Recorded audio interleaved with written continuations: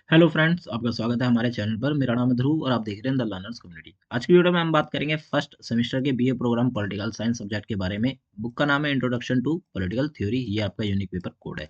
आज की वीडियो में हम इस वीडियो जो क्वेश्चन पेपर है इसके आगे के क्वेश्चंस को कवर करेंगे। हम क्वेश्चन नंबर 4 तक कवर कर चुके हैं हमारी लाइव वीडियो में।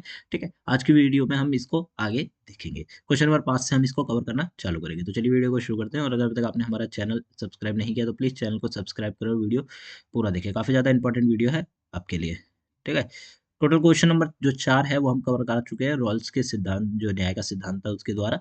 अब हम आगे देखते हैं। क्वेश्चन नंबर 5 हमारा है, राजनीतिक सिद्धांत का अनुभवनात्मक उपागम की विवेचना कीजिए। ठीक है, राजनीतिक सिद्धांत का जो अनुभवनात्मक उपागम है उसकी आपको क्या करनी है, विवेचना करनी है, उसके बारे में बताना है।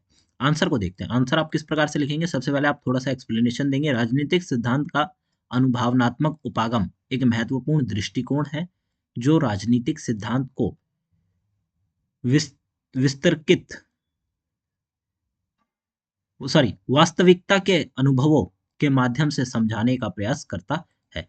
ठीक है, क्या करता है, ये एक महत्वपूर्ण दृष्टिकोण है जो कि राजनीतिक सिद्धांत को वास्तविकता के अनुभवों के माध्यम से समझाने की प्रयास करता है। कि भाई कोई भी राजनीतिक सिद्धांत है, ठीक है, वो सिद्धांत हम अगर एक प्रकार से वास्तविकता से, रियलिटी से समझने की कोशिश करते हैं, ठीक है, तो हमें अनुभवनात्मक जो उपागम है उसका यूज करना होगा।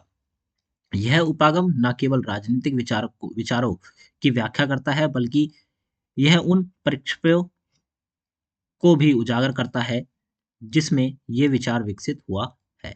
ठीक है, क्या बताया गया है कि ये जो उपागम है, कौन सा उपागम, अनुभावनात्मक जो उपागम है, केवल राजनीतिक विचारों की व्याख्या करता है बल्कि उससे ज्यादा भी है। क्या है, बल्कि ये उन परिप्रेक्ष्यों को भी उजागर करता है जिसमें ये जो विचार है ये बना है या विकसित हुआ है। ठीक है, आगे देखते हैं। तो अनुभावनात्मक उपागम की परिभाषा आप चाहे तो यहाँ से भी शुरू कर सकते हैं और चाहे तो आप यहाँ से भी शुरू कर सकते हैं। ठीक है, हमने थोड़ा सा इंट्रोडक्शन दिया था उसके बारे में, अब हम उसके उपागम की परिभाषा को बताएंगे। तो अनुभावनात्मक उपागम का तात्पर्य है कि राजनीतिक सिद्धांत को वास्तविकता, जीवन के अनुभवों और घटनाओं के संदर्भ से समझा जाए। ठीक है, राजनीतिक जो सिद्धांत है, पॉलिटिकल जो थ्योरी है, उसको हम वास्तविकता, वास्तविक जीवन के जो अनुभव हैं, भाई एक्सपीरियंस हो गया या कोई एक इंसिडेंट है, उन चीजों के आधार पर हम राजनीतिक सिद्धांत को समझे। यह दृष्टिकोण इस बात पर जोर देता है कि राजनीतिक सिद्धांत केवल विचारों का समूह नहीं बल्कि यह समाज के व्यवहार, संस्थाओं और प्रक्रियाओं के साथ गहराई से जुड़ा हुआ है। ठीक है, क्या बताया गया कि राजनीतिक सिद्धांत क्या है, कोई सिद्धांत ही नहीं है बल्कि ये उससे ज्यादा है। उससे ज्यादा क्या है, समाज में, समाज के व्यवहार हैं, ठीक है, संस्थाओं से जुड़ा हुआ है और जो प्रक्रियाएं चल रही हैं समाज में उन सब चीजों से गहरे रूप से जुड़ा हुआ है। क्या जुड़ा हुआ है, राजनीतिक सिद्धांत। और ये किसके द्वारा बताया गया है, ठीक है, ये जो अनुभावनात्मक उपागम है ये उस चीज को बताता है। अब मुख्य तत्वों की बात कर लेते हैं कि भाई कितने तत्व बताएंगे, 3 तत्व बताए गए हैं। पहला आता है प्रायोगिक अध्ययन, दूसरा आता है साक्ष्य आधारित दृष्टिकोण और तीसरा आता है सामाजिक संदर्भ। पहला देखते हैं प्रायोगिक अध्ययन। अनुभावनात्मक उपागम में प्रायोगिक अध्ययन का महत्व होता है। इसमें विभिन्न राजनीतिक घटनाओं और प्रक्रियाओं का विश्लेषण किया जाता है ताकि सिद्धांतों को वास्तविकता के साथ जोड़ा जा सके। अब समझिए क्या बताया गया। हम यहाँ पे बात कर रहे हैं अनुभावनात्मक उपागम की, एक उपागम जो कि हमारी हेल्प करता है राजनीतिक सिद्धांत को कैसे समझने में, वास्तविकता के साथ समझने में, कि वो कोई एक लिखित थ्योरी नहीं है। हम उसको किस प्रकार से समझेंगे, हम उसको रियलिटी के बेसिस पे समझेंगे। ठीक है, तो पहला इसका जो पॉइंट आता है वो आता है प्रायोगिक अध्ययन। इसके अंदर बताया गया है कि अनुभावनात्मक उपागम में प्रायोगिक अध्ययन का क्या है, एक महत्व है। इसमें क्या किया जाता है प्रायोगिक अध्ययन में, इसमें विभिन्न राजनीतिक घटनाएं, भाई राजनीति में जो अलग अलग घटनाएं घटी हैं या फिर कोई प्रक्रिया है, ठीक है, उनका विश्लेषण किया जाता है। इसमें क्या बताया गया, इसमें विभिन्न राजनीतिक घटनाओं और प्रक्रियाओं का विश्लेषण किया जाता है ताकि राजनीतिक सिद्धांत को वास्तविकता के साथ जोड़ा जा सके। भाई हम क्या करते हैं, अलग अलग प्रकार की जो घटनाएं घटी हैं राजनीति में या फिर जो प्रक्रियाएं हुई हैं, ठीक है, उनको समझते हैं ताकि हम उन चीजों को रियलिटी से जोड़ सके कहीं ना कहीं। ठीक है, और हम उस चीज को समझ सके। ठीक है, रियलिटी से जोड़ने का काम अनुभावनात्मक जो उपागम है उसके अंतर्गत किया जाता है। तो पहला आता है प्रायोगिक अध्ययन जिसके अंदर हम घटनाएं और प्रक्रियाओं को क्या करते हैं, समझते हैं ताकि सिद्धांत वास्तविकता के साथ जोड़ा जा सके। फिर आता है दूसरा साक्ष्य आधारित दृष्टिकोण। यह दृष्टिकोण साक्ष्यों पर आधारित होता है। जैसा कि इसके नाम में भी पता है कि ये जो दृष्टिकोण है, साक्ष्य आधारित दृष्टिकोण, ये मेनली साक्ष्य मतलब जो प्रूफ्स होते हैं उन पर आधारित है। इसमें आंकड़े, सर्वेक्षण और अन्य अनुसंधान विधियों का उपयोग किया जाता है ताकि राजनीतिक सिद्धांत की वैधता की जांच की जा सके, जांचा जा सके, ठीक है। इसके अंतर्गत क्या होता है, जो साक्ष्य आधारित दृष्टिकोण है, ये मेनली प्रूफ जो होते हैं उन पर निर्भर करता है। और इसमें प्रूफ क्या आते हैं, इसमें आते हैं आंकड़े जो स्टैटिक्स होते हैं, ठीक है, सर्वेक्षण और अन्य अनुसंधान विधियों का उपयोग। भाई अनुसंधान के द्वारा जो अलग अलग विधियां हैं उनका उपयोग करके क्या किया जाता है, डेटा को निकाला जाता है, साक्ष्यों को निकाला जाता है ताकि राजनीतिक सिद्धांत की वैधता, भाई कितना वैलिड है वो सिद्धांत, उस चीज की जांच की जा सके। मतलब सिद्धांत को समझा जा सके, उसकी वैलिडेशन को समझ सके। इसीलिए हम क्या करते हैं, आंकड़े, सर्वेक्षण और अन्य अनुसंधानों जो की विधियां हैं उनका उपयोग करते हैं ताकि हम इन चीजों को समझ सके। तीसरा आता है सामाजिक संदर्भ। अनुभावनात्मक उपागम में सामाजिक संदर्भ को ध्यान में रखा जाता है, ठीक है। अनुभावनात्मक जो उपागम है उसमें सामाजिक संदर्भ को क्या कर रखा जाता है, ध्यान में रखा जाता है। यह समझने की कोशिश करता है कि कैसे सामाजिक, आर्थिक और सांस्कृतिक कारक राजनीतिक सिद्धांत को प्रभावित करते हैं, ठीक है। अनुभावनात्मक उपागम में हम क्या करते हैं, सामाजिक संदर्भ को ध्यान में रखते हैं। ये क्या करता है, यह हमारी हेल्प करता है या फिर कोशिश करता है किन चीजों को समझने में, सामाजिक, आर्थिक और सांस्कृतिक जो कारक हैं उनको समझने में, ताकि हम ये पता कर सकें कि राजनीतिक सिद्धांत पर ये सारी चीजें का क्या प्रभाव पड़ता है, वो कैसे उसको प्रभावित करते हैं, ठीक है भाई। सामाजिक हो गया, आर्थिक हो गया और सांस्कृतिक हो गया, ये तीन जो हैं ये राजनीतिक सिद्धांत को कैसे प्रभावित करते हैं, इस चीज को समझने के लिए हम अनुभावनात्मक उपागम में सामाजिक संदर्भ का ध्यान रखते हैं, उसके बारे में पढ़ते हैं, ठीक है। आई होप आपको तीनों चीजें समझ में आ गई होंगी। पहला आता है प्रायोगिक अध्ययन, जिसमें हम क्या करते हैं कि भाई राजनीति में कोई घटना या जो प्रक्रिया हुई है उसका विश्लेषण करते हैं रियलिटी को ध्यान में रखकर, ठीक है, ताकि हम क्या कर सके, सिद्धांत को वास्तविकता से जोड़ सके, जो भी सिद्धांत हैं हम उसे रियलिटी से जोड़ सके। दूसरा आता है साक्ष्य आधारित। इसमें भाई आंकड़े, सर्वेक्षण, ठीक है, और अन्य अनुसंधान की जो विधियां हैं उनका प्रयोग करते हैं ताकि हम ये चेक कर सकें कि जो थ्योरी या फिर जो राजनीतिक सिद्धांत हमारे पास है, हम वो कितना वैध है, कितना सही है, ठीक है। और तीसरा आता है सामाजिक संदर्भ। इसमें हम ये याद रखते हैं कि अनुभावनात्मक जो उपागम है वो वो सामाजिक संदर्भ को ध्यान में रखता है ताकि सामाजिक, आर्थिक और सांस्कृतिक जो चीजें हैं वो सामाजिक राजनीतिक सिद्धांत को कैसे प्रभावित करती हैं, ये हम पढ़ सके।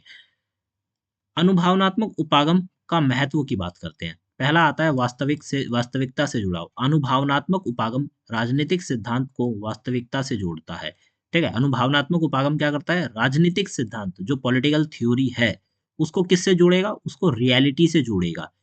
जब हम सिद्धांत को वास्तविकता घटनाओं के संदर्भ से देखते हैं तो हमें उनका प्रभावों और परिणामों को बेहतर ढंग से समझने का अवसर मिलता है। इसको इस प्रकार से समझ सकते हैं, सिंपल सी बात है कि कोई भी एक राजनीतिक सिद्धांत है, ठीक है? हम उस सिद्धांत को सिर्फ़ पढ़कर नहीं समझ सकते, तो हम उसको क्या करेंगे, हम उसको रियलिटी में एक प्रकार से इमेजिनरी चीज़ों से जोड़ेंगे और समझेंगे कि इस सिद्धांत के क्या प्रभाव पड़ेंगे, क्या परिणाम निकलेंगे, ठीक है? तब हम उस चीज़ को समझ पाएँगे। कोई भी एक आप सिद्धांत का उदाहरण ले लीजिए, ठीक है? उसको आप सोचिए कि हम इस सिद्धांत को समाज में अपना रहे हैं, ठीक है? अब इसके क्या प्रभाव निकलेंगे, इसके क्या परिणाम होंगे, ये चीज़ आपको समझ में आएँगी।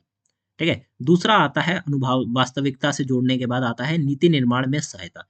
यह दृष्टिकोण नीति निर्माण को साक्ष्य आधारित निर्णय लेने में मदद करता है। जब नीतियाँ वास्तविकता, डेटे और अनुभव पर आधारित होती हैं, तो उनकी सफलता की संभावना बढ़ जाती है। ठीक है? नीति निर्माण जब भी कोई भारत में सपोज़ करिए, भारत में जब भी कोई नीति बनाई जाती है, समाज में कोई नीति को लॉन्च किया जाता है, तो उससे पहले अनुभवनात्मक उपागम का यूज़ करके ये देखा जाता है कि अगर हम लोग इस नीति को उपयोग करते हैं या फिर समाज में रख लाते हैं, तो इस नीति के क्या प्रभाव पड़ेंगे समाज के ऊपर, क्या-क्या चीज़ें ठीक होंगी, क्या-क्या चीज़ें गलत होंगी, ये सब चीज़ें हम इस चीज़ से समझ पाएँगे और इससे क्या होता है, नीति की सफलता की संभावना और ज़्यादा बढ़ जाती है।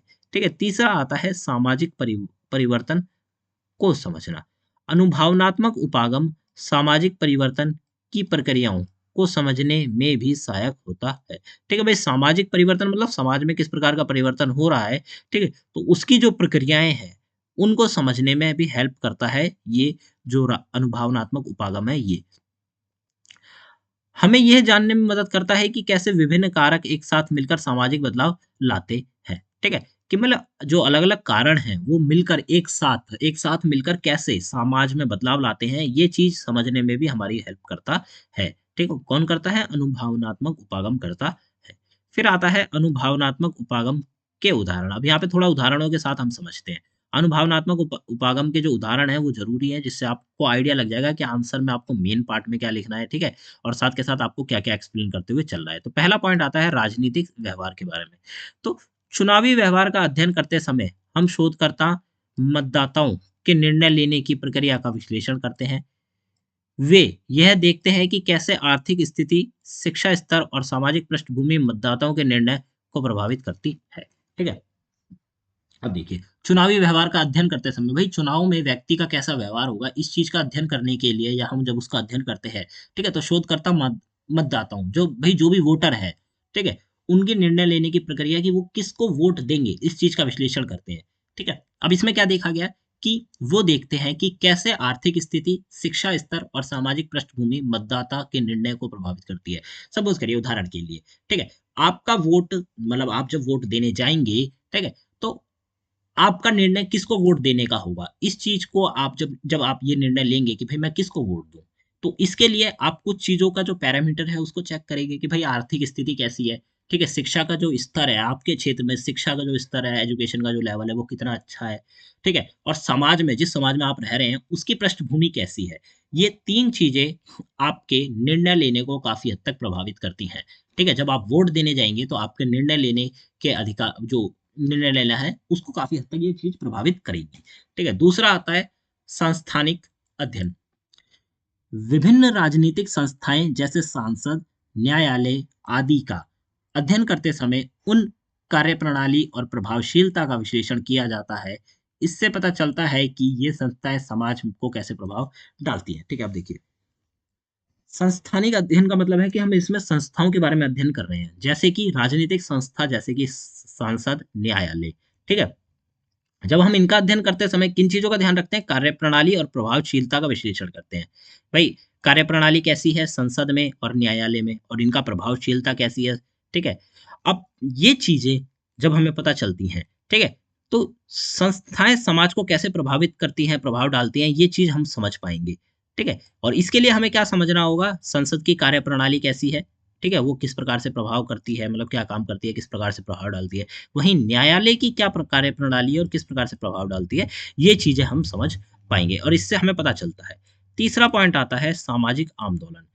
सामाजिक आंदोलन का अध्ययन करते समय हम यह देखते हैं कि कैसे विभिन्न कारण या कारक जैसे कि जन जागरूकता, मीडिया कवरेज और सरकारी नीतियाँ आंदोलन की सफलता या असफलता की में भूमिका निभाती हैं, ठीक है? सामाजिक आंदोलन में सिंपल सी बात है, कई सारी चीज़ें जो हैं इम्पोर्टेंट रोल प्ले करती हैं, जैसे कि जनता की जागरूकता, मीडिया का कवरेज और सरकारी नीतियाँ, ठीक है? यही 3 चीज़ें बताएँगी कि जो आंदोलन हो रहा है वो सफल है या असफल, ठीक है? उदाहरण के लिए आप कोई आंदोलन करने बैठे हैं, ठीक है? आपके साथ कुछ लोगों का ग्रुप भी है जो कि कर रहा है बट जो जनता है वो इसके प्रति जागरूक नहीं है, तो क्या आपका आंदोलन सक्रिय होगा? नहीं होगा, ठीक है? सफलतापूर्वक वो खत्म ही नहीं होगा बट आप उससे पहले ही जो टाइम लगाए वो खत्म हो जाएगी, ठीक है? तो सामाजिक आंदोलन में भी यही बताया गया कि भई जन जागरूकता, मीडिया कवरेज और सरकारी जो नीतियाँ हैं, आंदोलन की सफलता और असफलता में भूमिका निभाती हैं, ये पक्का करती हैं कि आंदोलन सफल है या असफल है। ठीक है? अब यहाँ पे हमने अनुभवनात्मक उपागम के जो उदाहरण हैं, उनकी भी बात कर ली है, यहाँ पे आलोचना की बात की गई है। आप चाहें तो आलोचना को पढ़ सकते हैं, बट आलोचना का ख़ैर इतना वो नहीं है, जो कि मेन चीज़ों का है।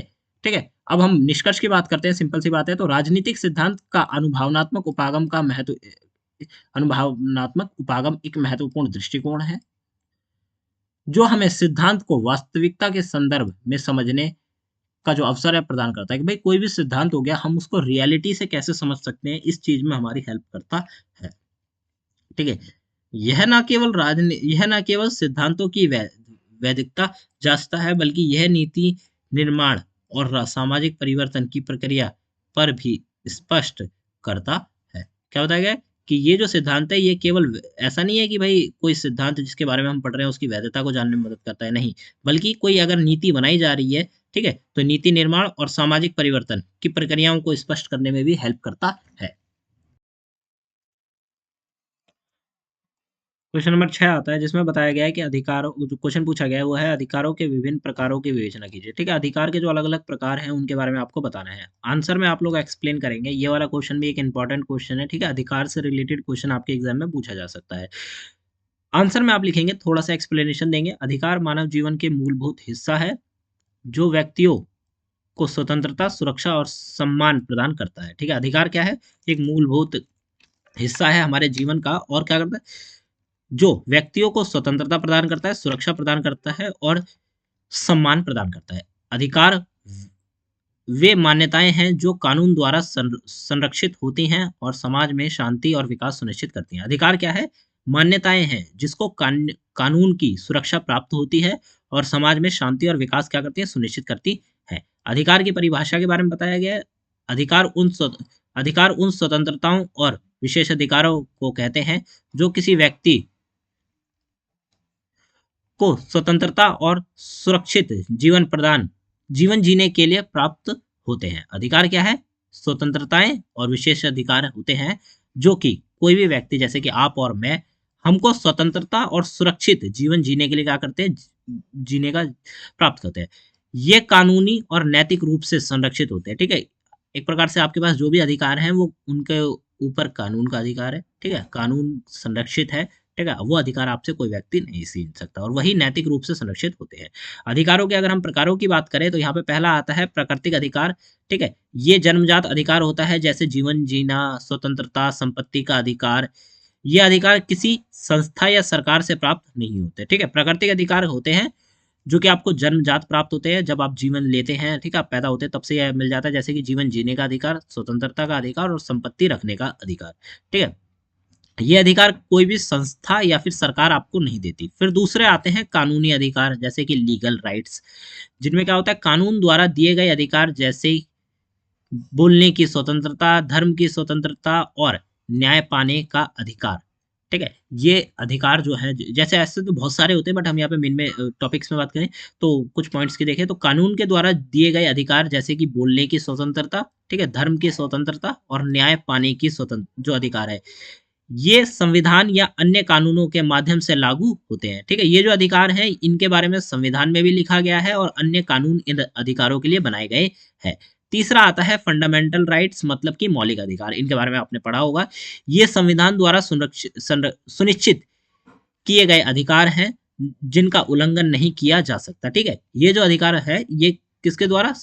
संविधान के द्वारा आपको दिए गए हैं। संविधान में इनके बारे में लिखा हुआ है। भारत में इन अधिकारों में समानता का अधिकार, स्वतंत्रता का अधिकार, शोषण के खिलाफ अधिकार, धर्म की स्वतंत्रता, संस्कृति और शिक्षक अधिकार तथा संवैधानिक उपचार का अधिकार शामिल है। ठीक है, जो भी मैंने आपको अधिकार बताए वो सारे के सारे अधिकार संविधान के द्वारा क्या होते हैं? सुनिश्चित होते हैं, संविधान में लिखा होता है। ठीक है, फिर आता है चौथा पॉइंट, सामाजिक और आर्थिक अधिकार। ये अधिकार होते हैं जैसे कि शिक्षा, स्वास्थ्य, रोजगार जैसी आवश्यकताओं की पूर्ति सुनिश्चित करते हैं। ये जो अधिकार हैं ये आपको शिक्षा का अधिकार, ठीक है, आपके स्वास्थ्य का अधिकार और आपके रोजगार प्राप्त करने का अधिकार, जैसी जो आपकी चीजें हैं, जो आपकी आवश्यकताएं हैं, आपकी नीड्स हैं, उनको पूरा करने का काम करते हैं। ये समाज में संतुलित विकास में सहायक होते हैं। ठीक है, समाज में जो संतुलित विकास है उसमें ये हेल्प करते हैं। पांचवा आता है राजनीतिक अधिकार, मतलब पॉलिटिकल राइट्स। ये अधिकार नागरिकों को राजनीतिक जीवन में भाग लेने का मौका देते हैं, जैसे कि मतदान का अधिकार, चुनाव लड़ने का अधिकार, राजनीतिक जो दल है उसको बनाने का अधिकार। इसके अंतर्गत क्या आता है? नागरिकों को भाई पॉलिटिकली अगर उनको उनका जो जीवन है पॉलिटिकली अगर उनको जुड़ना है तो उसमें आते हैं, जैसे कि आपको वोट देने का अधिकार मिल जाएगा, चुनाव लड़ने का अधिकार मिल जाएगा और राजनीतिक जो दल है, पॉलिटिकल पार्टी है, उसको बनाने का अधिकार मिल जाएगा। फिर आता है छठा पॉइंट, मानवाधिकार, मतलब ह्यूमन राइट्स कौन कौन से हैं? ये अधिकार सभी मनुष्यों को उनके जीवन मात्र से मिलते हैं, जैसे कि जीवन, स्वतंत्रता और समानता का अधिकार। ठीक है, यही सेम पॉइंट्स ऊपर भी हैं, बट यह है कि आप इनको थोड़ा थोड़ा एक्सप्लोर करेंगे ना तो आपके 6 पॉइंट यहाँ पे तैयार हो जाएंगे। फिर आता है अधिकार का महत्व। अधिकार का महत्व क्या है? अधिकार ना केवल व्यक्तियों को स्वतंत्रता और सुरक्षा प्रदान करते हैं बल्कि समाज के विकास को भी गति देते हैं। क्या करते हैं? ना कि व्यक्ति को स्वतंत्रता और सुरक्षा प्रदान करते हैं बल्कि समाज का जो विकास हो रहा है, समाज में जो डेवलपमेंट हो रही है उसको भी स्पीड देते हैं। पहला आता है स्वतंत्रता, ठीक है? अब हम अधिकारों के महत्व की बात करते हैं। स्वतंत्रता व्यक्तियों को अपनी इच्छाओं और जागरूकताओं के अनुसार जीवन जीने का मौका देती है, ठीक है? स्वतंत्रता क्या करती है? व्यक्तियों को उनकी इच्छा के अनुसार और उनकी ज़रूरतों के अनुसार जीवन को जीने का क्या देती है? मौका देती है। सुरक्षा की बात करें तो जीवन और संपत्ति की सुरक्षा सुनिश्चित करती है। सुरक्षा का जो अधिकार है उसमें आपके जीवन और आपकी जो संपत्ति है उन दोनों को सुनिश्चित करती है। तीसरा आता है समानता। सभी को समान अवसर प्रदान करे, समाज में असमानताओं को कम करती है, ठीक है? समानता का जो अधिकार है वो क्या करता है? समाज में जितने भी लोग हैं उन सबको समान अवसर प्रदान कर समाज में जो असमानता बढ़ रही है या फिर असमानता जो है उसको कम करने की कोशिश की जाती है। फिर आता है न्याय का अधिकार। कानूनी और मौलिक अधिकार न्याय व्यवस्था को सशक्त बनाते हैं, ठीक है? न्याय के अधिकार में क्या होता है? कानून और जो मौलिक अधिकार हैं, वो न्याय की जो व्यवस्था है, उसको और ज़्यादा सशक्त और पावरफुल बनाते हैं। फिर आता है अगला वर्ड समाज का विकास। समाज का विकास का क्या बताया गया कि सामाजिक और आर्थिक अधिकार समाज के कमजोर वर्गों का मुख्य धारा में लाते हैं, ठीक है? सामाजिक और जो आर्थिक अधिकार हैं, वो समाज के ऐसे वर्ग जो कि कमजोर है, उसको मेन वर्ग में लाने की कोशिश करते हैं, ठीक है? निष्कर्ष की बात करें यहाँ पे तो अधिकार मानव जीवन के विभिन्न अंग हैं। प्राकृतिक, कानूनी, मौलिक, सामाजिक, आर्थिक और मानव अधिकार सभी व्यक्तियों को स्वतंत्रता और गरिमामय जीवन जीने का अवसर प्रदान करते हैं। इन अधिकारों की रक्षा और सम्मान समाज की प्रगति और स्थायित्व के लिए आवश्यक है, ठीक है? इसमें क्या होता है कि कई सारे हमने अधिकार बताए, ठीक है? क्या करते हैं ये लोग हमें जीवन जीने के लिए और प्राउडली हमें अपना जीवन जीने के लिए क्या करते हैं? अवसर प्रदान करते हैं। अधिकारों की रक्षा और सम्मान समाज की प्रगति को क्या करते हैं? स्थायित्व में लाते हैं। तो ये हो जाता है आपका। अब क्वेश्चन नंबर 7 की बात करते हैं कि सकारात्मक भेदभाव से आप क्या समझते हैं? विवेचना कीजिए, ठीक है? सकारात्मक भेदभाव जो पॉजिटिव डिस्क्रिमिनेशन है उससे आप क्या समझते हैं? तो सकारात्मक भेदभाव एक सामाजिक और राजनीतिक नीति है जिसका उद्देश्य वंचित और कमजोर वर्ग को विशेष अवसर देकर समाज में असमानताओं को कम करना है, ठीक है? मतलब दो तरह की होती है, एक नकारात्मक भेदभाव, एक सकारात्मक भेदभाव। नकारात्मक भेदभाव में क्या होगा कि हम लोग किसी व्यक्ति के साथ भेदभाव कर रहे हैं जो कि गलत है। सकारात्मक भेदभाव में क्या होगा? हम व्यक्ति के साथ भेदभाव कर रहे हैं परंतु वो भेदभाव उस व्यक्ति के लिए ठीक है, ठीक है? तो क्या बताया गया है कि सामाजिक और राजनीतिक नीति है, ठीक है? कौन सा? सकारात्मक भेदभाव क्या है? सामाजिक और राजनीतिक नीति है जिसका उद्देश्य क्या होता है? वंचित और कमजोर वर्गों को विशेष अधिकार देकर, भाई कोई भी ऐसा वर्ग जो कि वंचित है कई चीजों से, ठीक है? उसको कमजोर है वर्ग, छोटा सा ग्रुप है लोगों का, ठीक है? उनको और ज्यादा अवसर देकर, विशेष अधिकार देकर क्या करते हैं? समाज में असमानताएं कम करने की कोशिश की जाती है। यह उन समूहों को प्राथमिकता प्रदान करते हैं जो ऐतिहासिक रूप से शोषण और भेदभाव का सामना कर चुके हैं, ठीक है? इसमें क्या होता है कि भाई ऐसे ग्रुप जो कि शुरुआत में ऐतिहासिक रूप से क्या शोषण और भेदभाव का सामना कर चुके हैं उन्हें यह अवसर मिलता है, ठीक है? सकारात्मक भेदभाव की परिभाषा की बात करें तो सकारात्मक भेदभाव का अर्थ है उन नीतियों या योजनाओं को लागू करना जो आर्थिक, सामाजिक या राजनीतिक रूप से पिछड़े वर्गों को समान अवसर दिलाने में मदद करती है, ठीक है? इसका क्या मतलब है? सकारात्मक भेदभाव का मतलब कि भाई ऐसी नीतियां या ठीक है ऐसी नीतियां लाना या फिर योजनाएं लाना और उन्हें लागू करना जो कि आर्थिक, सामाजिक और राजनीतिक रूप से ऐसे वर्ग जो कि पिछड़ा है, ठीक है, उसको अवसर प्रदान करे, उस वर्ग को अपॉर्चुनिटीज दे ताकि वो लोग मुख्य धारा में आ सके।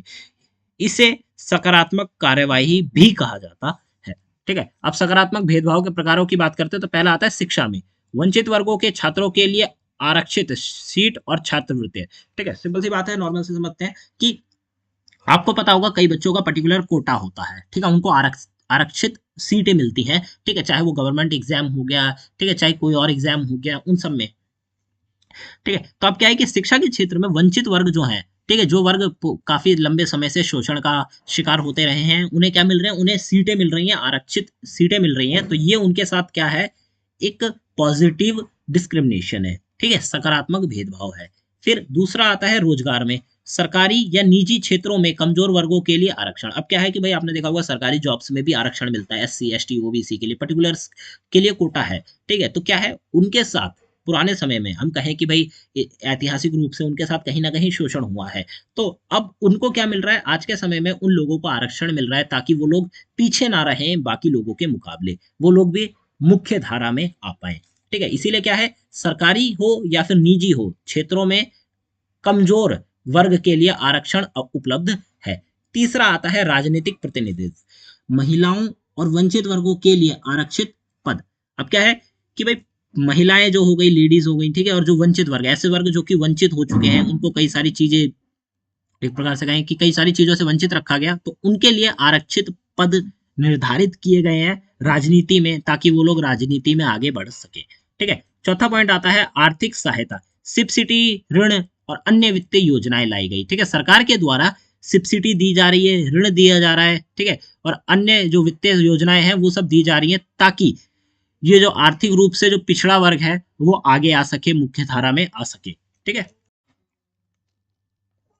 फिर आता है सकारात्मक भेदभाव का उद्देश्य क्या है। भाई अभी हमने बात करी सकारात्मक भेदभाव के प्रभाव कि भाई वो प्रकार कि शिक्षा में क्या प्रकार है, रोजगार में क्या प्रकार है, राजनीतिक प्रतिनिधित्व है, ठीक है, आर्थिक सहायता। अब उसके बात करते हैं भेदभाव, वो सॉरी भेदभाव का उद्देश्य क्या है। तो असमानताओं का निवारण, भाई समाज में जो असमानताएं हैं, ठीक है, उसको बदलकर समानता में लाने के लिए क्या करना, सकारात्मक भेदभाव किया जाता है। दूसरा आता है समरसता बढ़ाना, सभी वर्गों को समान अवसर देकर सहयोग बढ़ाना। ठीक है भाई, समाज में कई वर्ग हैं जो कि पिछड़े रह गए हैं, तो उनको आगे लाना, इसीलिए उन्हें अवसर दिया जा रहा है बाकी वर्गों के मुकाबले। ठीक है, ज्यादा से ज्यादा, और समान अवसर जब वो एक लेवल पे आ जाते हैं तब उन्हें एक समान अवसर दिया जाता है। ठीक है, ताकि वो आगे बढ़ सके। फिर तीसरा आता है विकास में भागीदारी, वंचित वर्गों की मुख्य धारा में शामिल करना। ठीक है भाई, इसका एक उद्देश्य क्या है कि विकास में भागीदारी, जो भी वर्ग वंचित है, ठीक है, कई चीजों से वंचित रह गया, भाई हम कहें कि उनको शिक्षा नहीं मिल पाई समय पे, ठीक है, उन तक शिक्षा नहीं पहुंची, ठीक है, और कई प्रकार की जो चीजें हैं उनसे वंचित रह गया, तो उस वर्ग को मुख्य धारा में लाकर शामिल करने का काम भी है, इसीलिए ये सकारात्मक भेदभाव का उद्देश्य है। चौथा आता है आने वाली पीढ़ियों के लिए अधिक आधार, बेहतर अवसर देकर भविष्य संवारना। ठीक है, आज के समय में इसीलिए ज्यादा से ज्यादा एससी, एसटी, ओबीसी या फिर कोई भी वंचित वर्ग की, हम किसी पर्टिकुलर की बात नहीं कर रहे हैं यहाँ पे, उनके साथ जो भविष्य मतलब फ्यू एक प्रकार से कहते हैं हिस्ट्री में जो उनके साथ शोषण हुआ, ठीक है, तो जो हुआ उनको कई चीजों से वंचित रखा गया उस समय, तो आज के समय में उन्हें वो सारी चीजें मिल सकें, इसीलिए उनके साथ क्या किया जा रहा है, उनको बेहतर अवसर दिए जा रहे हैं, ताकि वो लोग आज अपना भविष्य बनाएं और जाके भविष्य में जो आने वाली पीढ़ी है उनके लिए एक आधार सेट करें। ठीक है, यहाँ पे हम किसी भी पर्टिकुलर वर्ग की बात नहीं कर रहे हैं, ठीक है, हम यहाँ पे मेनली चीजों को एक्सप्लेनेशन के तौर पे समझ रहे हैं। तो आने वाली जो पीढ़ियां हैं उनके लिए आधार तैयार करने के लिए आज की जो लोग हैं उनको ज्यादा से ज्यादा अवसर देकर उनका जो भविष्य है वो सुधारना है, संवारना है। लाभ की बात करते हैं, ठीक है, तो लाभ में क्या है, समानता सुनिश्चित करना, कमजोर वर्गों को समान अवसर, ठीक है, समानता सुनिश्चित करना मतलब जो कमजोर वर्ग है उसको समान अवसर देना ताकि वो लोग आगे आ सके। प्रतिनिधित्व बढ़ाना, निर्णय लेने की प्रक्रिया में विविधता। ठीक है, प्रतिनिधित्व बढ़ाना का मतलब क्या है कि निर्णय लेने की प्रक्रिया में विविधता, भाई जो निर्णय लेने की प्रक्रिया है पर्टिकुलर अलग अलग लोगों की, ठीक है, उसमें विविधता देखिए। तीसरा आता है आर्थिक प्रगति, रोजगार और शिक्षा से आर्थिक विकास होगा, इनको ज्यादा से ज्यादा लोगों को रोजगार मिलेगा, ठीक है, उनको शिक्षा प्राप्त होगी तो वो लोग अपना आर्थिक रूप से क्या कर पाएंगे, विकास कर पाएंगे। फिर चौथा आता है सामाजिक स्थिरता, संघर्ष और असंतोष को कम करना, संघर्ष और असंतोष को क्या करना, कम करना। भाई समाज में जो संघर्ष हो रहा है, ठीक है, किन लोगों के बीच में हो रहा है, ऐसे वर्ग जो कि वंचित रह गए और ऐसे वर्ग जिन्हें सारी सुविधाएं मिली, इन लोगों के बीच में कहीं ना कहीं क्या हो रहा है, संघर्ष हो रहा है। तो इस चीज को कम करना और असंतोष को कम करने का काम करना, ठीक है, इसीलिए सकारात्मक भेदभाव किया जाता है। फिर आलोचनाओं की अगर हम बात करें तो योग्यता का सवाल, इसमें प्रतिभा के साथ समझौता माना जाता है। कुछ लोग जो कि इसकी आलोचना करते हैं वो लोग मानते हैं कि भाई योग्यता का सवाल है, इसमें क्या है, इसे प्रतिभा के साथ समझौता किया जाता है। भाई प्रतिभा के साथ समझौते को इस तरह से समझ सकते हैं कि आपने देखा होगा जहाँ पे कोटा मिलता है, ठीक है, उन लोगों के लिए उस सीट को प्राप्त करना काफी ईजी हो जाता है उन लोगों के लिए जिनके पास कोटा अवेलेबल नहीं है, ठीक है, जिनके पास कोटा नहीं है, जिनके पास आरक्षण नहीं है। तो कहीं ना कहीं तो प्रतिभा का समझौता हुआ ये माना जाता है, ठीक है, बट कहीं ना कहीं पुराने समय में भी तो उनके साथ शोषण हुआ था, इसीलिए उनको आज आरक्षण दिया जा रहा है। तो ये इस प्रकार से गया है, ठीक है। फिर आता है नया भेदभाव, विशेष लाभ से अन्य वर्गों में असंतोष। अब क्या होता है कि भाई जो वंचित वर्ग है, पिछड़ा वर्ग है, उसको लाभ दिया जा रहा है ज़्यादा से ज़्यादा, ठीक है? तो जो अन्य वर्ग हैं, वो इस चीज़ से असंतोष प्रकट करते हैं, ठीक है? फिर आता है समय सीमा। इसे अनिश्चित काल तक जारी रखना विवादास्पद है। अब देखिए, हाँ, ये एक थोड़ा आप समझने की कोशिश करिए, इस चीज़ को आप समझेंगे तो काफ़ी ईज़िली हो जाएगा ये आपके लिए कि समय सीमा। समय सीमा का यहाँ पे तात्पर्य ये है कि भई देखिए, एक पर्टिकुलर समय तक उन लोगों के साथ क्या हुआ, वंचित थे वो लोग, पर्टिकुलर समय तक। नॉर्मल से हम किसी पर्टिकुलर वर्ग की बात नहीं कर रहे हैं, हम वंचित वर्ग की बात कर रहे हैं, कमज़ोर वर्ग की बात कर रहे हैं। तो एक पर्टिकुलर समय तक उन लोगों के साथ शोषण हुआ। उसके बाद उन लोगों का शोषण बंद हो गया क्योंकि भारत में जो अगर हम कहें अंग्रेज़ों के टाइम उनके साथ शोषण हुआ था, तो भारत के वो बनने स्वतंत्र होने के बाद उनके साथ शोषण कहीं न हद तक कम हो गया था। हो रहा होगा कहीं न कहीं, बट हम लोग या फिर जो भी चीज़ें हैं, हम लोग तो नहीं दे रहे खैर आरक्षण, पर जो आरक्षण रखा गया है, वो एक अनिश्चित काल के लिए रख लिया गया, ठीक है? मतलब एक वो आरक्षण कभी खत्म ही नहीं होगा। तो इसका क्या मतलब कि वो लोग आज अपनी स्थिति सुधार रहे हैं ताकि वो लोग कल आरक्षण ना प्राप्त कर सकें, उनके लिए आरक्षण ना हो, इसीलिए तो। बट उनको आज भी आरक्षण मिल रहा है, ठीक है? वो अपनी स्थिति सुधार लेंगे, कल भी उन्हें आरक्षण मिलेगा और जब उनकी स्थिति बाकी लोगों से बेहतर हो जाएगी, तब भी उन्हें आरक्षण मिलेगा। तो यहाँ पे कहीं न कहीं वह वर्ग जो कि असंतोष प्रकट कर रहा है, ठीक है? ये वाला वर्ग, जो अन्य वर्ग हैं जो कि असंतोष प्रकट कर रहे हैं, वो इसीलिए प्रकट कर रहे हैं कि एक लिमिटेड टाइम तक भई उनको टाइम दिया जाए कि लिमिटेड टाइम तक आप लोग कोशिश करिए, ठीक है? अपना स्थिति सुधार लीजिए, जहाँ उनकी स्थिति सुधर जाएगी आरक्षण बंद हो जाना चाहिए। परंतु ऐसी कोई समय सीमा नहीं रखी गई, ठीक है? अनिश्चित काल तक ये जो चीज़ें हैं वो जारी रखी गई, इसीलिए ये विवादास्पद माना गया है। चौथा आता है विभाजन का खतरा, समाज में टकराव और असंतोष का बढ़ सकता है, ठीक है? अब क्या होता है कि भाई पर्टिकुलर वर्गों को अगर ज़्यादा से ज़्यादा सुविधाएँ मिल रही हैं, तो अन्य वर्ग जो हैं, वो समाज में टकराव करेंगे और असंतोष बढ़ेगा, ठीक है? सामाजिक प्रभाव की बात करें, तो सामाजिक जागरूकता, संवेदनशीलता और समझ बढ़ती है, ठीक है? भाई जब किसी एक प्रकार से दो वंचित वर्ग के साथ अगर भेदभाव हुआ था, ठीक है? उसको अगर आज सुविधाएँ मिल रही हैं, तो उनके साथ क्या होगा संवेदनशीलता और उनके साथ समझ बढ़ेगी लोगों की। फिर शैक्षिक सुधार, वंचित वर्गों को शिक्षा का स्तर सुधारता है, ठीक है? वंचित वर्ग जो कि पुराने समय में शिक्षा ग्रहण नहीं कर पाए, आज उन्हें शिक्षा दी जा रही है। और तीसरा है राजनीतिक भागीदारी, कमज़ोर वर्ग को जागरूकता और भागीदारी बढ़ती है। कमज़ोर वर्ग को जब ज़्यादा से ज़्यादा हेल्प की जाती है, ठीक है? तो उनके बीच में जागरूकता बढ़ती है और उनकी भागीदारी बढ़ती है समाज में, ठीक है? अब आता है आपका निष्कर्ष।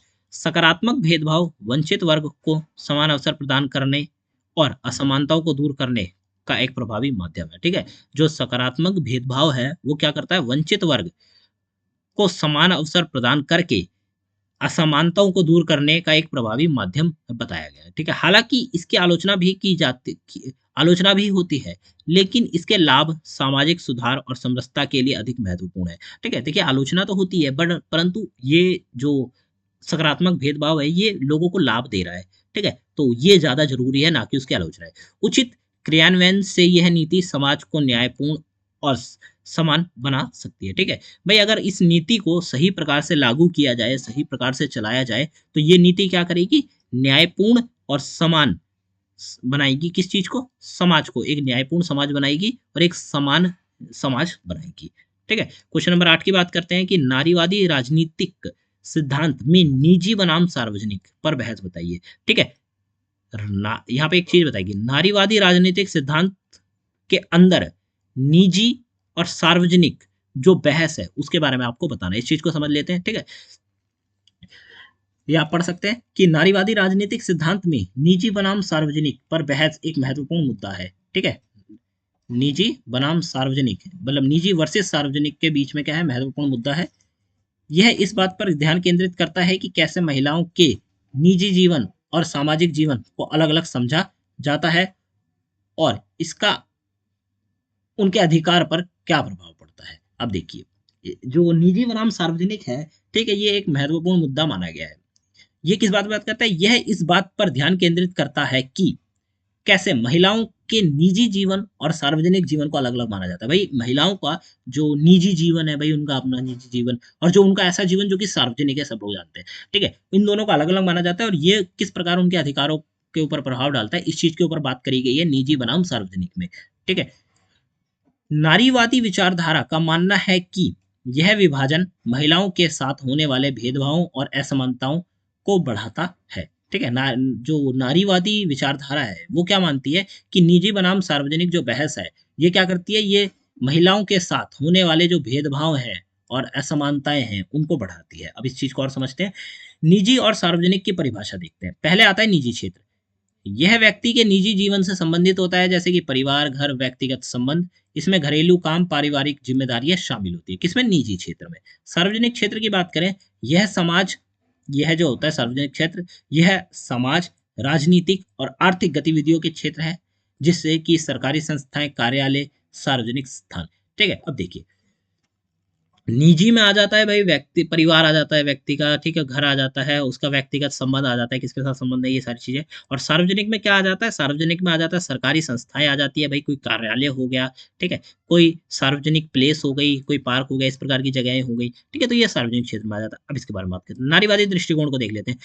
नारीवादी राजनीतिक सिद्धांत का मुख्य उद्देश्य महिलाओं को उनके अधिकार दिलाना और समाज में समानता लाना है। नारीवादी यह मानते हैं कि, ठीक है, नारीवादी राजनीतिक सिद्धांत का मुख्य उद्देश्य क्या है कि भाई समाज में जो महिलाओं के अधिकार हैं वो उन्हें मिले और समाज में उन्हें समानता मिले, इसलिए नारीवादी राजनीतिक सिद्धांत है। और उनका क्या मानना है? उनका मानना है कि निजी और सार्वजनिक का विभाजन महिलाओं के साथ भेदभाव को बढ़ावा देता है। ठीक है भाई, निजी क्षेत्र और सार्वजनिक क्षेत्र जो है महिलाओं के लिए, ठीक है, ये जो दो क्षेत्र है ये क्या करते हैं? भेदभाव को ज्यादा से ज्यादा बढ़ाते हैं।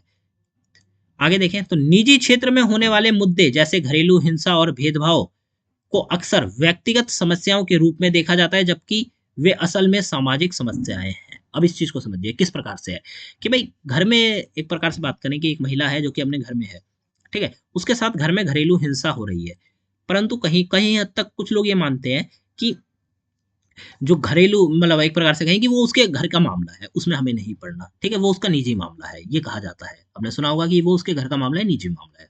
परंतु घरेलू हिंसा हो गई या फिर उसके साथ घर के अंदर जो भेदभाव हो रहा है, ठीक है, वो कोई उसकी अपनी समस्या नहीं है, बल्कि वो एक समाज में सामाजिक समस्या है। ठीक है, तो जबकि वो असल में क्या है? एक सामाजिक समस्या है, ना कि वो उसकी घर का मामला या फिर उसकी घरेलू समस्या है। ठीक है, आगे देखिए मुख्य पहलुओं की बात करें तो पहला पॉइंट बताया गया है यहाँ पे निजी क्षेत्र की अनदेखी।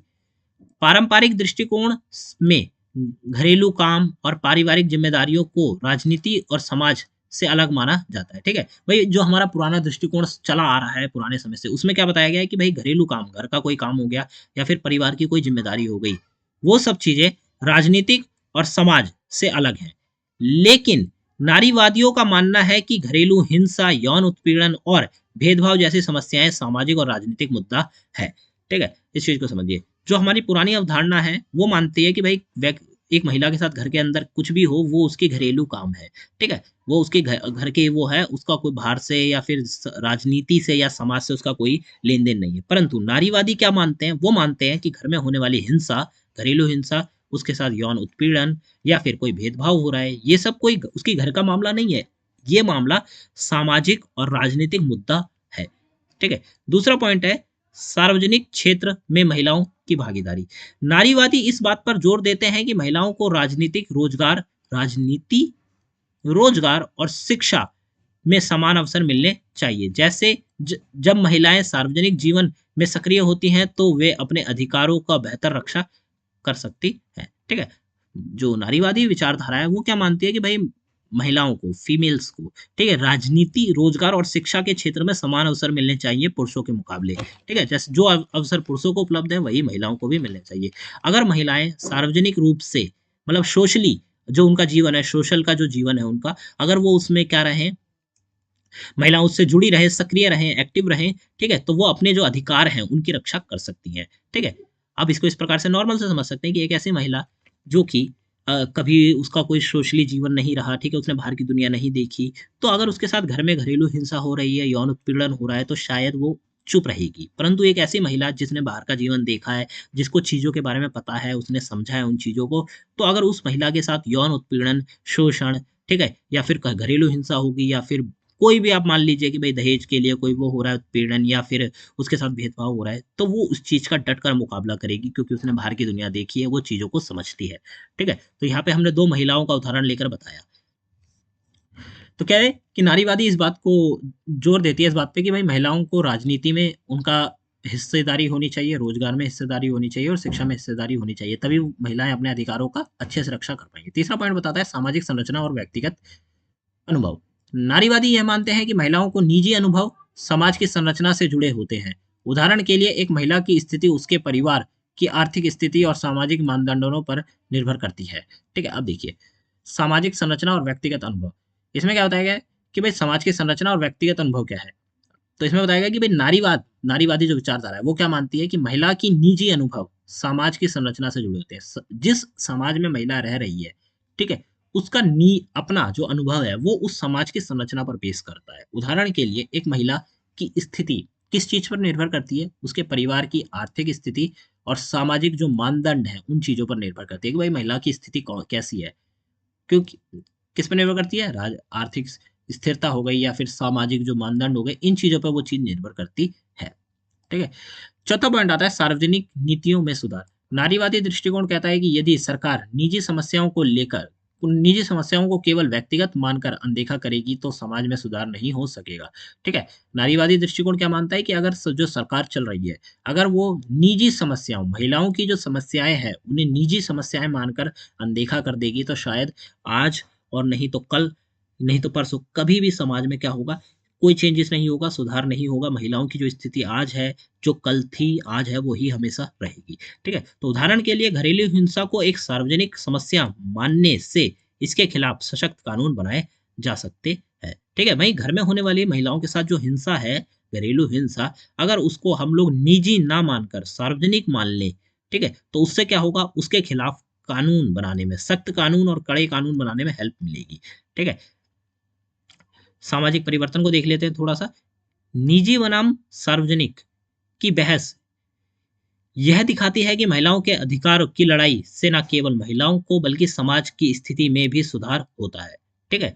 ऐसा नहीं है कि भाई निजी बनाम जो सार्वजनिक बहस चल रही है वो केवल महिलाओं के अधिकारों के लिए है, नहीं, उस चीज से क्या होगा, समाज में चेंज आएगा, समाज में सुधार होगा।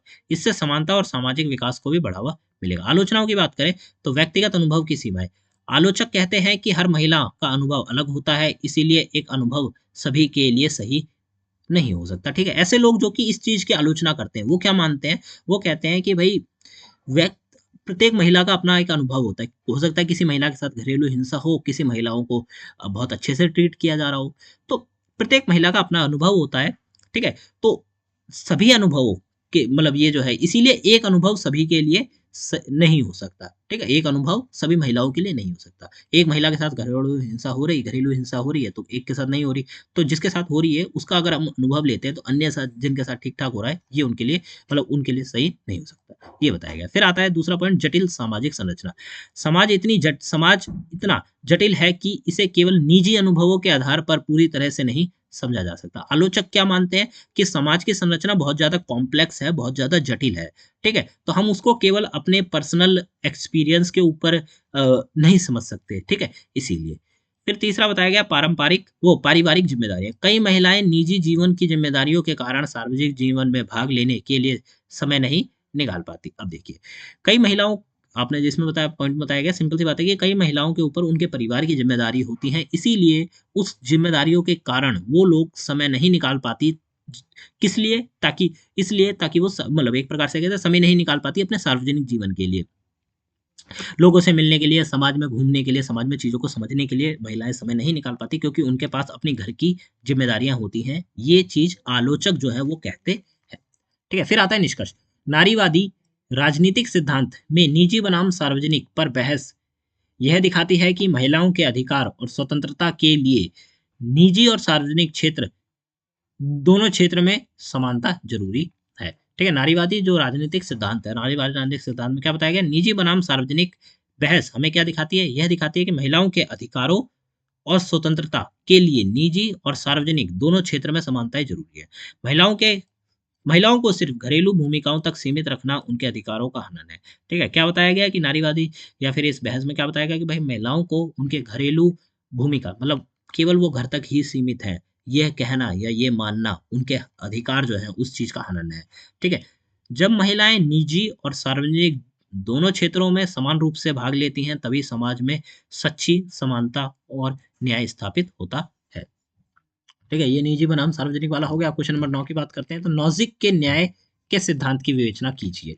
ठीक है, रॉबर्ट नॉजिक एक प्रमुख अमेरिकी दर्शक हैं, वो ठीक है दार्शनिक हैं, जिन्होंने एक ग्रंथ प्रस्तुत किया।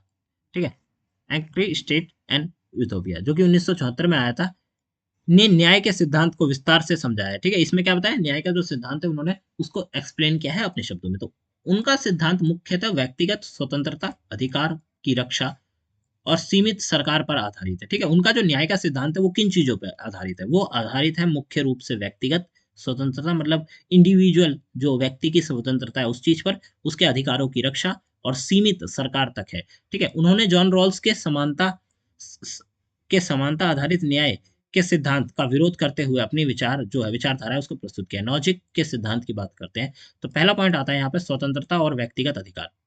नॉजिक का मानना है कि प्रत्येक व्यक्ति को अपने जीवन, स्वतंत्रता और संपत्ति पर अधिकार है। ठीक है, नॉजिक का क्या मानना है, वो मानते हैं कि भाई प्रत्येक व्यक्ति का किस पर, जीवन, स्वतंत्रता और संपत्ति पर अधिकार है। हर व्यक्ति को अपनी इच्छा के अनुसार जीने का अधिकार होना चाहिए। उनका व्यवहार तभी गलत माना जाएगा जब वह दूसरे का अधिकार का उल्लंघन करेगा। यह स्वतंत्रता का सिद्धांत कहलाता है। ठीक है, लॉजिक का क्या मानना है कि भाई प्रत्येक व्यक्ति को अपनी इच्छा के अनुसार जीवन जीने का अधिकार है, और हम इस अधिकार को तभी गलत मानेंगे जब हम किसी अन्य दूसरे व्यक्ति के जो अधिकार है उसका उल्लंघन करेंगे, और यही स्वतंत्रता का अधिकार माना गया है। ठीक है, फिर दूसरा आता है न्यूनतम राज्य की अवधारणा। नॉजिक ने न्यूनतम राज्य का समर्थन किया है। किस प्रकार से, उन्होंने बताया कि सरकार का कार्य केवल व्यक्तियों के अधिकारों की रक्षा करना है, जैसे कि पुलिस, न्यायालय और राष्ट्रीय सुरक्षा प्रदान करना। ठीक है, नौसिक मानते हैं कि सरकार का काम केवल इतना है कि व्यक्ति के जो अधिकार हैं उनकी रक्षा करे। ठीक है, इसके लिए पुलिस बनाई गई है, पुलिस सेवा बनाई गई है, न्यायालय बनाए गए हैं और राष्ट्रीय सुरक्षा प्रदान की गई है। ठीक है, सरकार को सामाजिक कल्याण योजनाओं या धन के पुनर्वितरण में हस्तक्षेप नहीं करना चाहिए। नॉजिक मानते हैं कि भाई जो सरकार चल रही है या जो सरकार है, ठीक है, उसको सामाजिक कल्याण से रिलेटेड जो योजनाएं हैं उनमें धन के पुनर्वितरण, ठीक है, जो पैसा है उसका दोबारा से वितरण हो सके, इन चीजों में हस्तक्षेप नहीं करना चाहिए नॉजिक मत। ठीक है, तीसरा बताया गया वितरण का सिद्धांत। नॉजिक ने संपत्ति के वितरण पर ऐतिहासिक सिद्धांत, हिस्टोरिकल प्रिंसिपल दिया है। क्या प्रिंसिपल दिया है कि संपत्ति का अधिकार उसी व्यक्ति को होना चाहिए जिसने इसे न्याय संगत तरीके से अर्जित किया है। क्या बताया गया कि भाई संपत्ति रखने का, जो प्रॉपर्टी का जो अधिकार है वो केवल उसी व्यक्ति को होना चाहिए जिसने वो प्रॉपर्टी, ठीक है, न्याय संगत रूप से, मतलब सही प्रकार से उस चीज को अर्न किया है। अगर वो पैसा है तो उसको कमाया है, ठीक है, प्रॉपर्टी है तो उसे बनाई है, अगर उसने सही तरीके से बनाया है तो वो उसे रख सकता है। जब तक संपत्ति का हस्तांतरण सही तरीके से हुआ है वह न्याय संगत है। ठीक है, जब तक जो संपत्ति है उसका हस्तांतरण, मतलब एक हाथ से दूसरे हाथ में सही प्रकार से गई है, वो न्याय संगत है, अन्यथा वो गलत है। ठीक है, फिर आता है रॉल्स के विपरीत विचार। तो जॉन रॉल्स के समानता सिद्धांत के अनुसार असमानताएं तब तक स्वीकार्य हैं जब तक वे कमजोर वर्ग के लिए फायदेमंद हो। ठीक है, जॉन रॉल्स क्या मानते हैं, वो मानते हैं कि कोई भी असमानता जो कि समाज में है, हम उसको सिर्फ तब तक ही स्वीकार कर सकते हैं जब तक कि वो किसी कमजोर वर्ग के लिए क्या हो, फायदेमंद हो। भाई वो हमारी जो असमानता है वो किसी कमजोर वर्ग के लिए हेल्पफुल है तो हम उसे मान सकते हैं। परंतु नॉजिक यहाँ पे क्या कहते हैं, नॉजिक कहते हैं कि नॉजिक ने इसे अस्वीकार करते हुआ कहा कि व्यक्तिगत स्वतंत्रता और स्वामित्व से कोई समझौता नहीं होना चाहिए, चाहे असमानता हो या ना हो। ठीक है, लॉजिक क्या मानते हैं कि भाई व्यक्तिगत स्वतंत्रता, मेरी जो अपनी स्वतंत्रता है वो, और मेरा जो स्वामित्व है वो, अगर मैं इन चीजों से समझौता नहीं करूंगा, ठीक है, मतलब समझौता नहीं होना चाहिए चाहे समाज में असमानता हो या ना हो, ये उन्होंने माना है। ठीक है, फिर लॉजिक के सिद्धांत की आलोचना की बात करते हैं, तो पहला पॉइंट आता है सामाजिक असमानता। न्यूनतम राज्य कमजोर वर्ग को अनदेखा करता है और समाज असमानता बढ़ाता है। ठीक है, लॉजिक ने जो बताया कि न्यूनतम राज्य होना चाहिए, मिनिमल स्टेट होने चाहिए, तो अगर न्यूनतम राज्य होगा तो वो कमजोर वर्गों को क्या करेगा, अनदेखा कर देगा और समाज में असमानता बढ़ जाएगी। फिर दूसरा पॉइंट बताया आलोचकों ने, उन्होंने कहा कि सामूहिक जिम्मेदारी की कमी। लॉजिक केवल व्यक्तिगत जिम्मेदारी पर जोर देते हैं, जबकि सामूहिक हितों को अनदेखा करते हैं। लॉजिक क्या मानते हैं कि भाई प्रत्येक व्यक्ति को व्यक्तिगत जो स्वतंत्रता है वो होनी चाहिए, परंतु उन्होंने समूह का जो हित है उस चीज को अनदेखा कर दिया। ठीक है, तो ये उन्होंने गलत माना। फिर तीसरा आया समान अवसर को की चुनौती। उनका सिद्धांत यह मानता है कि सभी उनका सिद्धांत यह मानता है कि सभी को समान अवसर मिलते हैं, लेकिन वास्तविकता में सामाजिक और आर्थिक असमानताओं इसे प्रभावित करती है। ठीक है। जो आलोचक है वो क्या कहते हैं, उनका सिद्धांत यह मानता है कि सभी लोगों को समान अवसर मिलते हैं, परंतु अगर हम रियलिटी में देखें तो सामाजिक रूप से और आर्थिक रूप से जो असमानताएं हैं वो इन अवसरों को बहुत हद तक प्रभावित करती है। ठीक है, तो ये आलोचकों का कहना था। अब निष्कर्ष की बात कर लेते हैं इस क्वेश्चन की। तो रॉबर्ट नॉजिक का न्याय का सिद्धांत व्यक्तिगत अधिकारों और स्वतंत्रता को प्राथमिकता देता है। उनका न्यूनतम राज्य स्वतंत्रता का सिद्धांत न्याय को समानता से आगे बढ़ाकर स्वतंत्रता और अधिकारों की रक्षा से जोड़ता है। क्या माना गया कि भाई उनका जो सिद्धांत है रॉबर्ट नॉजिक का, न्यूनतम राज्य का सिद्धांत और स्वतंत्रता का सिद्धांत न्याय को समानता से आगे बढ़कर, जो न्याय है उसको बाकी व्यक्तियों की जो समानता है उससे आगे बढ़कर स्वतंत्रता और अधिकारों की रक्षा से जोड़ता है। हालांकि इसे असमानता और सामाजिक नागरिकों की अनदेखा के लिए आलोचना भी झेलनी पड़ी। अब ठीक है भाई, कुछ लोग इस चीज को गलत मानते हैं, कुछ लोग इस चीज को सही मानते हैं। ठीक है, तो ये आलोचकों का है। ठीक है, उनका उनके विचार न्याय और स्वतंत्रता पर दृष्टिकोण प्रदान करते हैं। ठीक है, तो प्रत्येक व्यक्ति का जैसा कि अपना अपना विचार है, तो इस चीज को आपको ध्यान रखना है कि रॉबर्ट नॉजिक का जो क्वेश्चन है वो पूछा जा सकता है आपसे, या फिर उससे छोटा सा टॉपिक जैसे कि यहाँ पे शॉर्ट नोट्स पूछे गए आपसे पूछे जा सकते हैं, तो आपको उसको भी कवर अप कर लेना है। क्वेश्चन नंबर 10 में 4 टॉपिक दिए गए हैं: राजनीतिक सिद्धांत और मानकीय उपागम, नकारात्मक स्वतंत्रता, परिणाम की समानता और सेंसरशिप। इनके ऊपर हमें शॉर्ट नोट्स लिखने हैं, इनके बारे में फटाफट देख लेते हैं। पहला आता है राजनीतिक सिद्धांत का मानकीय उपागम। राजनीतिक सिद्धांत का मानकीय उपागम उन विचारों और सिद्धांतों पर केंद्रित है जो यह निर्धारित करते हैं कि समाज में क्या सही है और क्या गलत है। ठीक है, जो राजनीतिक सिद्धांत का मानकीय उपागम है, हम यहाँ उपागमों की मतलब अप्रोचेस की बात करें तो राजनीतिक सिद्धांत में कई अप्रोच है। ठीक है, तो उसका एक अप्रोच क्या है, मानकीय उपागम। ये उन विचारों और सिद्धांतों पर ध्यान केंद्रित करने करता है जो चीजें यह निर्धारित करती है कि समाज में सही क्या है और समाज में गलत क्या है।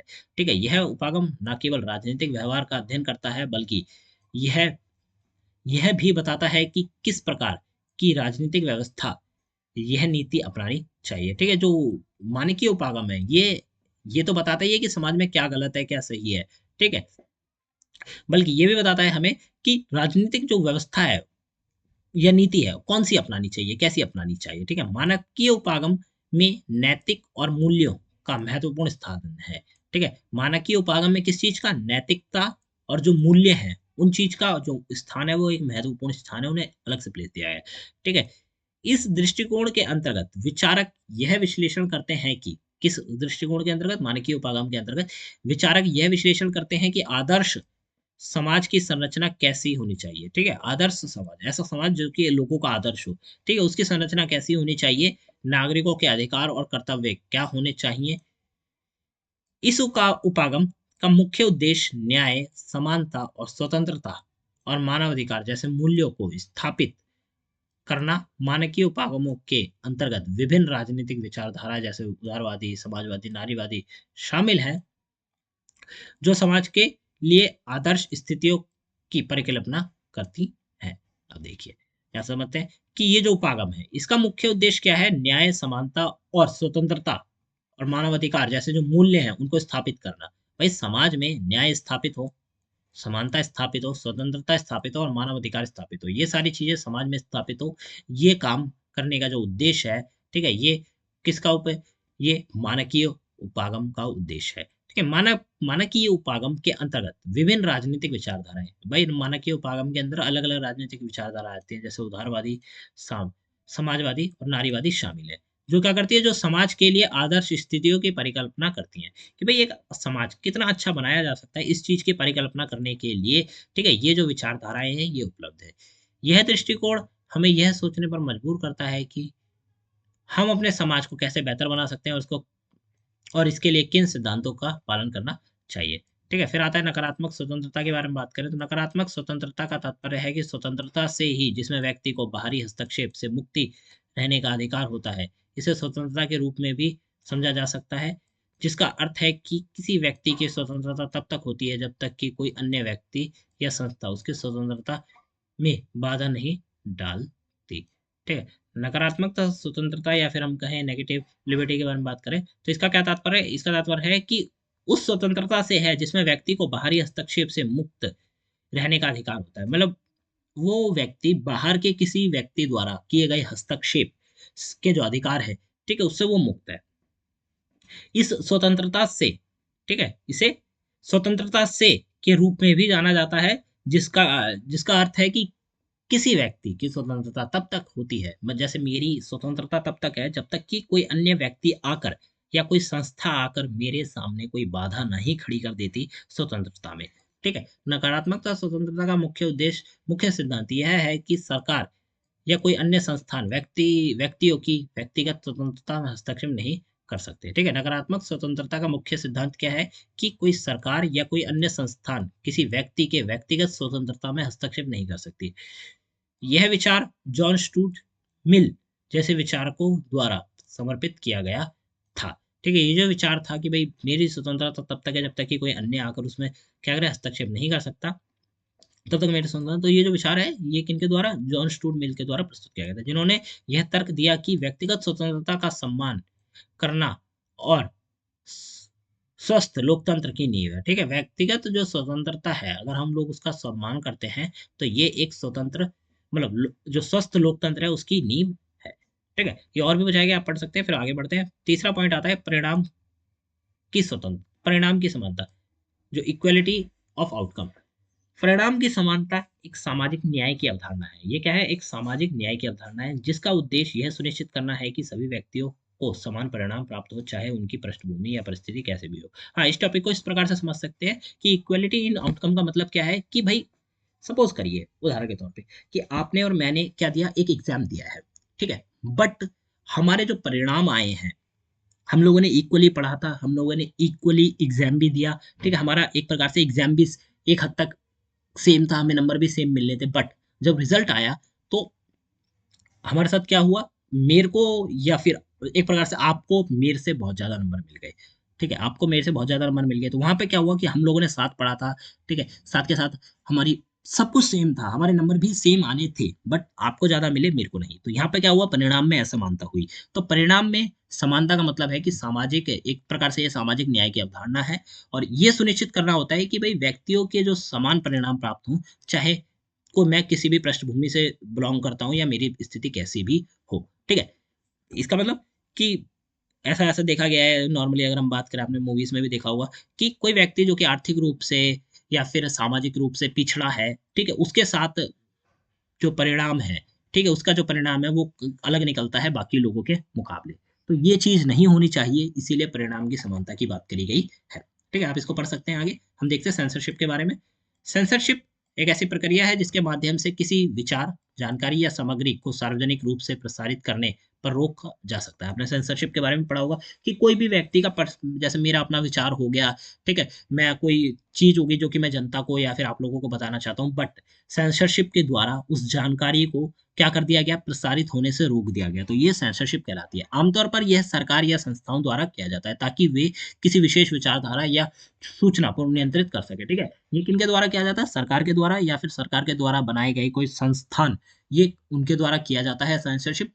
ठीक है, जिसमें क्या होता है कि भाई कोई विचारधारा या कोई सूचना जो कि लोगों तक नहीं पहुंचनी चाहिए, सरकार मानती है उस चीज को कि लोगों तक नहीं पहुंचनी चाहिए, उस चीज को रोक दिया जाता है। सेंसरशिप का उद्देश्य अक्सर सामाजिक स्थिरता या राष्ट्रीय सुरक्षा बनाए रखना होता है। ठीक है, सेंसरशिप के जो उद्देश्य है वो क्या है कि भाई सामाजिक सुरक्षा, स्थिरता रहे और राष्ट्रीय सुरक्षा रहे, इस चीज को बनाने का काम किसका है, सेंसरशिप का है। नॉर्मल सी बात है कि सेंसरशिप ऐसी कोई भी चीज जो कि समाज को कहीं काफी हद तक एक प्रकार से कह सकते हैं कि प्रभावित कर सकती है, उस चीज को सेंसरशिप के द्वारा रोक दिया जाता है। ठीक है, सरकार के द्वारा या फिर हम कहें एक प्रकार से संस्थान के द्वारा सेंसरशिप लगा के रोक दिया जाता है। आपने कई मूवीज देखी होंगी, ठीक है, जिसमें कुछ पर्टिकुलर डायलॉग्स होते हैं जो कि हो सकता है किसी पर्टिकुलर वर्ग को हानि पहुंचाए। ठीक है, तो उन डायलॉग्स को कट कर दिया जाता है, तो उनके ऊपर सेंसरशिप हो जाती है।